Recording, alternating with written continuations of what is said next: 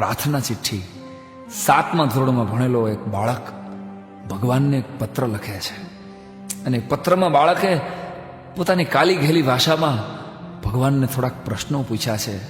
એ પ્રાર્થના ચિઠ્ઠી રૂપે ધ્યાનથી વાંચજો, ધ્યાનથી સાંભળજો.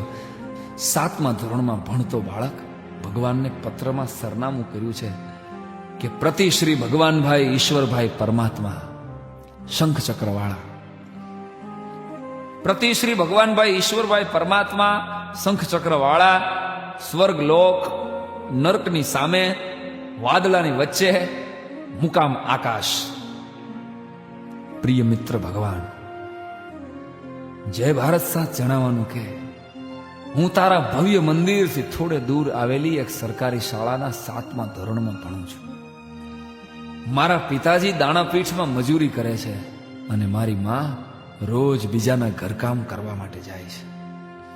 હું શું કામ ભણું છું એની તો મારા મા બાપને ખબર નથી, પણ હા, કદાચ શિષ્યવૃત્તિના પૈસા અને મફત જમવાનું નિશાળમાં મળે છે એટલે મારા મા બાપ મને રોજ 5 કલાક નિશાળે ધકેલી દે છે.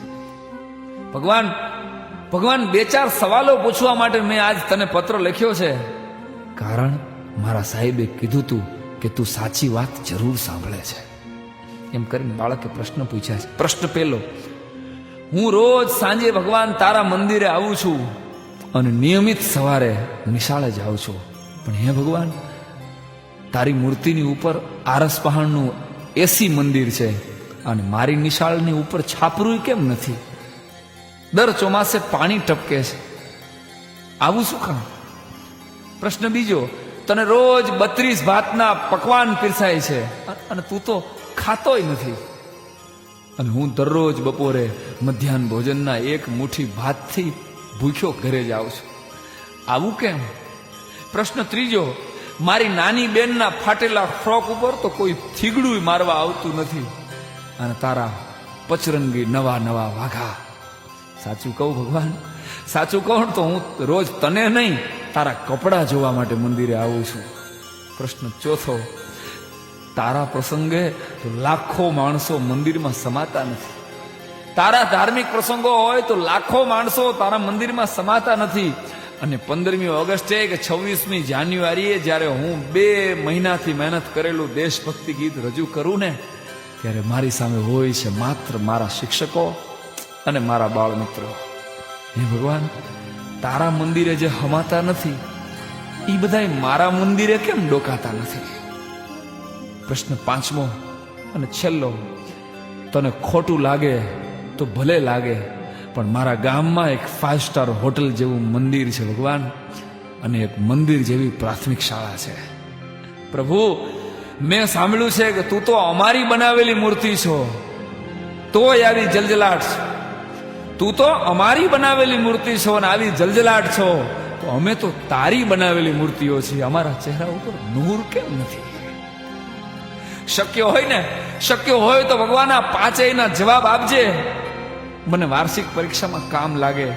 ભગવાન, મારે ખૂબ આગળ ભણવું છે, મારે ડોક્ટર થવું છે, પણ મારા મા બાપ પાસે નિશાળની ફીના કે ટ્યુશનના પૈસા નથી. તું ખાલી જો તારી 1 દિવસની દાનપેટી મને મોકલ ને ભગવાન, તો આખી જિંદગી હું ભણી શકું. વિચારીને કહેજે દોસ્ત, વિચારી લેજે, કારણ કે હું જાણું છું તારે ઘણાને પૂછવું પડે એમ છે. પરંતુ 7મા ધોરણની વાર્ષિક પરીક્ષા પહેલા તું જો મારામાં ધ્યાન નહીં દે, મને પૈસા નહીં મોકલે, તો મારા બાપુ મને સામે ચા વાળાની હોટલે રોજના 5 રૂપિયાના ભવ્ય પગારથી નોકરીએ રાખી દેશે. પછી આખી જિંદગી હું તારા શ્રીમંત ભક્તોને ચા પાઈશ ભગવાન, પણ તારી હારે કીટા કરી નાખીશ. જલ્દી કરજે પ્રભુ, સમય બહુ ઓછો છે તારી પાસે અને મારી પાસે પણ. લિખિતન એક સરકારી શાળાનો ગરીબ વિદ્યાર્થી અથવા એક ભારતના ભાવિ મજૂરના વંદે માતરમ, વંદે માતરમ, વંદે માતરમ.